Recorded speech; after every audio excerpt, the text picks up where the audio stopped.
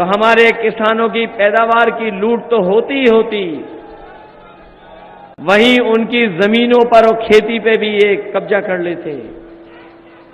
किसान खिलाफ खड़ा हो गया, इनके आंदोलन किया उन्होंने, पूरे देश के किसानों ने इनके खिलाफ माहौल बनाया, हजारों शहीद हुए, यहां तक कि सरकार ने अपना पूरा प्रशासन और ताकत लगा के किसानों का आंदोलन को रोकने का काम किया।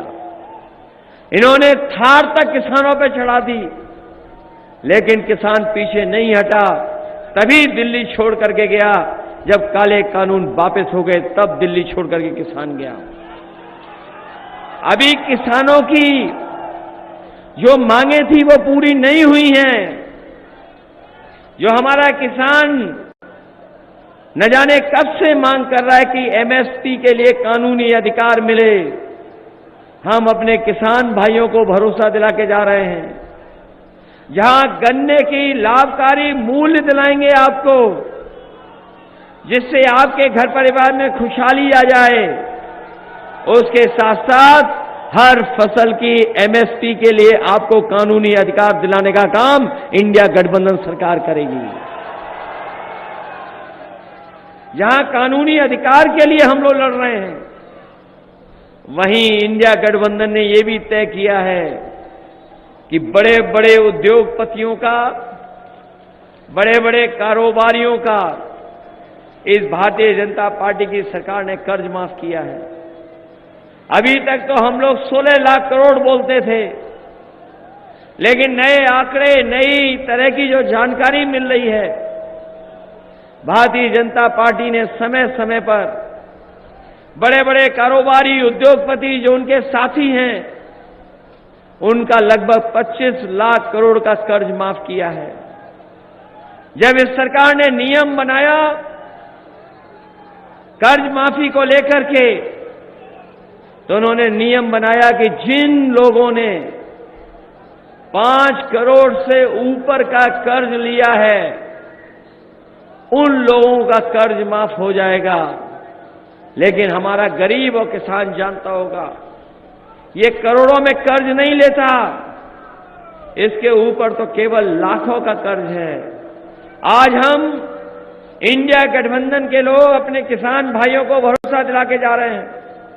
जिस तरीके से इन्होंने उद्योगपतियों का 25 लाख करोड़ रुपए कर्ज माफ किया है, सत्ता आने के बाद 4 जून के बाद अपने किसानों का, गरीबों का भी कर्ज माफ करने का काम इंडिया गठबंधन सरकार करेगी। कर्ज माफ होगा और वहीं अपने किसानों को लाभकारी मूल्य दिलाने के लिए भी हम लोग व्यवस्था बना करके अपने किसानों को खुशहाल बनाने का काम करेंगे। जहां इनकी सरकार में किसान दुखी रहा, वहीं ये नौजवान जानते हों दूर रखा गया है।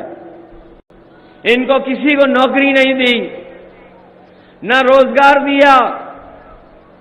लखनऊ से लेकर के और जगह पर, दुनिया के दूसरे देशों में भी जाकर के इन बीजेपी के बड़े बड़े उद्योगपति बुलाए गए।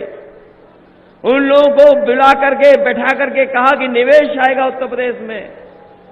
फिर डिफेंस को लेकर के डिफेंस एक्सपो किया गया और जनता को झूठे सपने दिखाए गए कि निवेश आएगा। G20 का भी आयोजन हुआ, लेकिन आज देखिए जमीन पर कोई निवेश नहीं आया है। और अगर निवेश आया होता तो हमारे नौजवानों को कुछ न कुछ रोजगार मिल गया होता। न रोजगार, न नौकरी। और जब कभी भी प्रदेश का नौजवान परीक्षा लिखने गया तो उसका पेपर लीक हो गया। और एक पेपर लीक नहीं हुआ, यहां पर नौजवान जानते होंगे जो परीक्षा देने गए होंगे, सब परीक्षाएं के पेपर लीक हो गए। एक के बाद एक पेपर लीक हुआ, एक के बाद एक पेपर लीक होता चला गया। जिन्होंने गिने होंगे वो जानते होंगे 10 लीक हुए हैं। आधी अधूरी नौकरी के लिए इंतजाम किया इन्होंने अग्निवीर वाला, हम लोग कभी स्वीकार नहीं कर सकते हैं।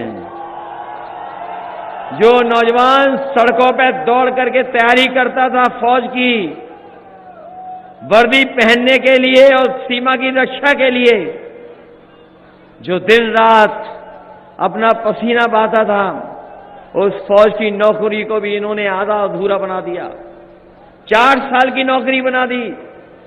हम अपने नौजवानों को कह के जा रहे हैं, जिस समय इंडिया गठबंधन की सरकार बनेगी, आपकी अग्निवीर नौकरी हमेशा हमेशा के लिए खत्म हो जाएगी।